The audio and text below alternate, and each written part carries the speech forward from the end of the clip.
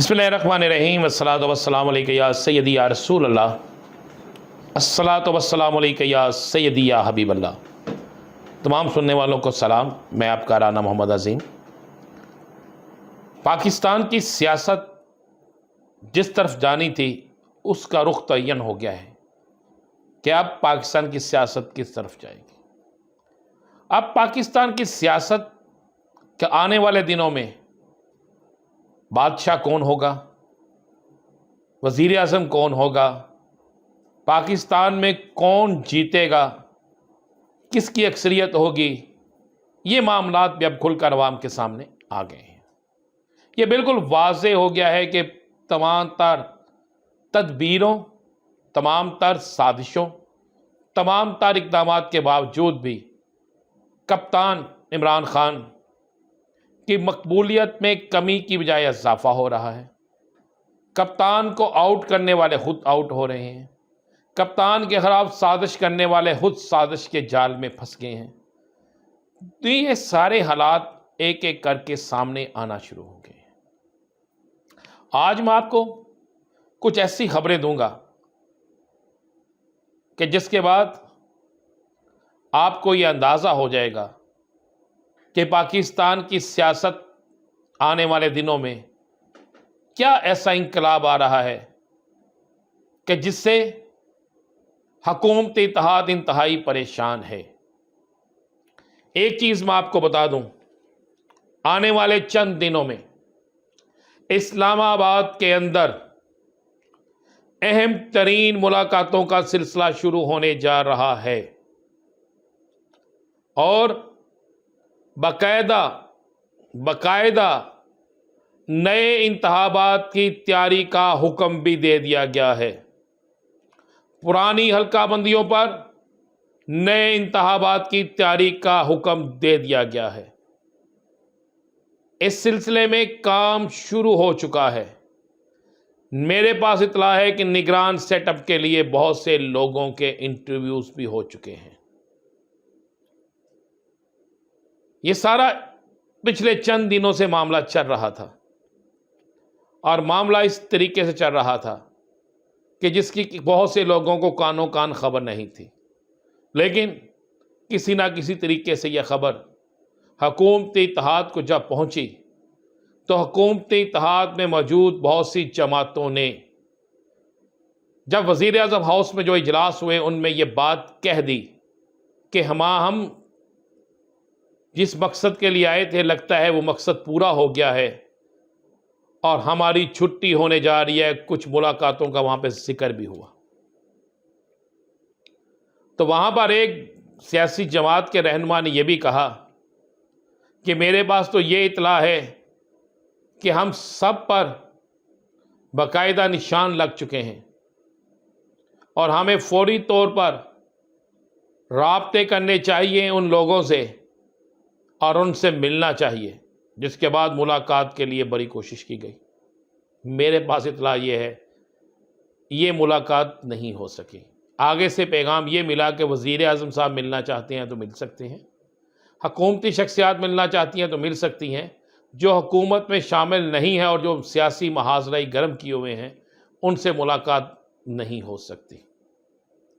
جس کے بعد کچھ لوگوں کے چہروں پر مایوسی بھی چھا گئی اور کچھ غصے میں بھی آ گئے،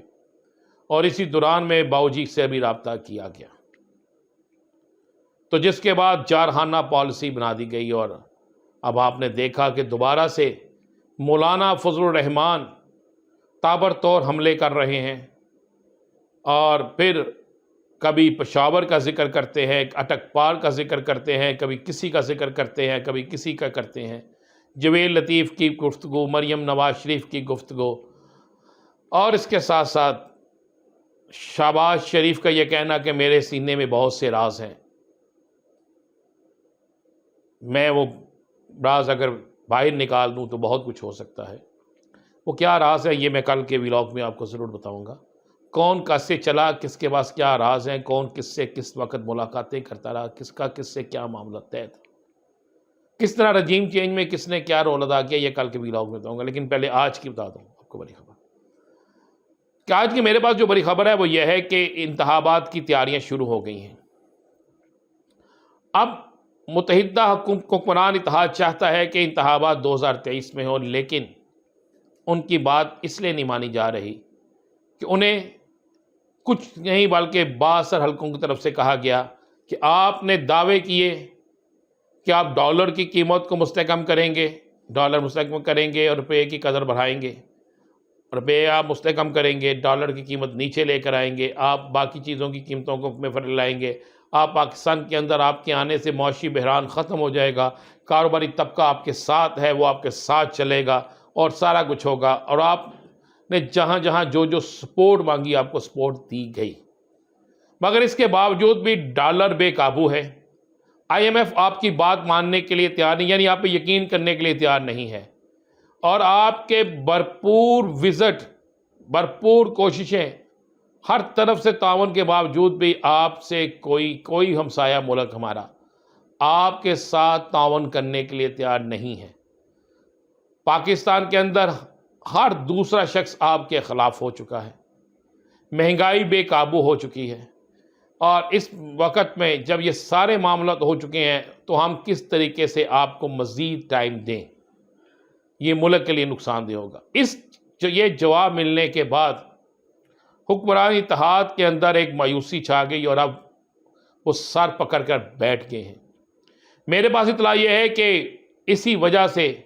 آصف علی زرداری صاحب بھی خاموش ہو گئے اور کہہ دیا کرونا ہو گیا۔ اسی وجہ سے اور بھی بہت سے لوگ جو آہستہ آہستہ خاموش ہونے جا رہے ہیں، اور سب کو یہ پیغام کسی نہ کسی طریقے سے پہنچنا اب شروع ہو جائے گا، یہ اگست کا مہینہ جو ہے اس پہ کہ الیکشن ہو رہے ہیں اور الیکشن کی تیاری کی جائے۔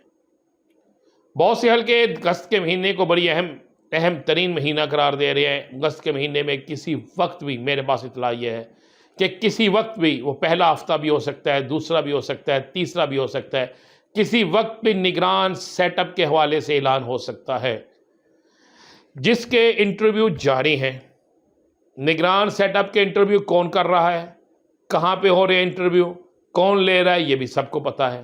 اس نگران سیٹ اپ پہ کون آئے گا یہ بھی سب کو علم ہے، اور اس نگران سیٹ اپ کے بننے کے بعد یہ بھی سب کو علم ہے کہ اچانک الیکشن کس طرح ہونے، یعنی یہ فائنل ہو چکا کہ الیکشن 2022 میں ہی ہوں گے، اکتوبر ہو، نومبر ہو یا دسمبر ہو، 2022 میں ہوں گے، یہ بات فائنل ہو چکی ہے۔ اور اس تمام سیاسی صورتحال پر میں آپ کو تصدیق شدہ خبر دے رہا ہوں کہ اسلام آباد میں موجود غیر ملکی سفارت خانے انتہائی متحرک ہو چکے ہیں۔ ان سفارت خانوں میں پاکستان کی سیاسی جو موجودہ صورتحال ہے اور کون کس قدر مقبول ہے، اس حوالے سے روزانہ کی بنیاد پر رپورٹس بن رہی ہیں۔ بلکہ میرے پاس تو یہ اطلاع ہے کہ ان سفارت خانوں میں یہ بھی رپورٹس تیار ہونا شروع ہو گیا ہے کہ کس کس صوبے سے کون کتنی نشستیں حاصل کر سکتا ہے۔ جو میں نے کل رپورٹ دی تھی کہ کون کتنی نشستیں حاصل کرے گا، یہی چل رہا ہے۔ اور میں آپ کو یہ بھی بتا دوں، بہت سی جگہوں پر یہ بات فائنل ہو چکی ہے کہ اگلے وزیر اعظم عمران خان ہی ہیں۔ اب اس ساری صورتحال میں اپوزیشن نے بڑی کوشش کی عمران خان کے خلاف، ایک غیر ملکی اخبار میں خبر بھی شائع ہوئی، اس کو لے کر چلے، عمران خان کے خلاف فارن فنڈنگ اور دیگر معاملات میں بڑا شور مچا، سارا کچھ ہوا۔ حالانکہ ان ساری چیز کے اندر عمران خان اس ساری چیز پر کہ عارف نقوی نے کس طرح پیسے دیے، کس طرح پیسے پہنچے، عارف نقوی کا خود ایفیڈیوٹ، یہ ساری چیزیں موجود ہیں، مگر جسے کہتے ہیں نا کہ پرانی باتوں کو نئے رنگ سے ریمکس، جس طرح گانا ہوتا ہے نا، یہ کر کے دوبارہ لانا، یہ کوشش کی جا رہی ہے۔ تو میں بڑی خبر یہ دے رہا ہوں کہ الیکشن ہونے جا رہے ہیں، الیکشن کی تیاری کا کہہ دیا گیا ہے، نگران سیٹ اپ کے لیے تیاری ہو رہی ہے، نگران سیٹ اپ کے لیے انٹرویو شروع ہو چکے ہیں۔ اور آپ کو ایک بڑی خبر اور دے دوں، اس پر بھی انکوائری شروع ہو گئی ہے کہ وہ کون شخصیت تھی، ایک سے زیادہ شخصیات تھیں جو باقاعدہ ڈالرز، بڑی تعداد میں ڈالرز، تعداد کہہ سکتے ہیں کروڑوں ڈالرز لے کر دبئی شفٹ ہوئے، دبئی گئے، کن کے کرندے دبئی گئے، اور ایک کسٹم کے افسر کو اور ایک ایف آئی اے کے افسر کو کس کے کہنے پر اس کی نوکری سے نکالا گیا۔ وہ کون سے لوگ تھے جو ڈالر کا بحران پیدا کرنے میں بالکل آگے آگے تھے، اور جو ڈالر پاکستان سے لے کر گئے ہیں، اور اس کے بعد یہ سارا کام سلسلہ شروع ہوا ہے۔ یہ کون تھے، کس جہاز میں گئے، کس کو فارغ کیا، کل اس کی ڈیٹیل آپ کو بتائیں گے، اور کل آپ کو یہ بھی بتائیں گے کہ پاکستان میں کن ذرائع سے ڈالر جا رہا ہے اور کون یہ گنونا کھیل کھیل رہا ہے، اور اس میں بھارت کا کیا اہم رول ہے۔ مجھے اجازت دیجیے، انشاءاللہ کل نئی خبروں کے ساتھ ملیں گے۔ اللہ آپ کو اپنے حفظ و امان میں رکھے۔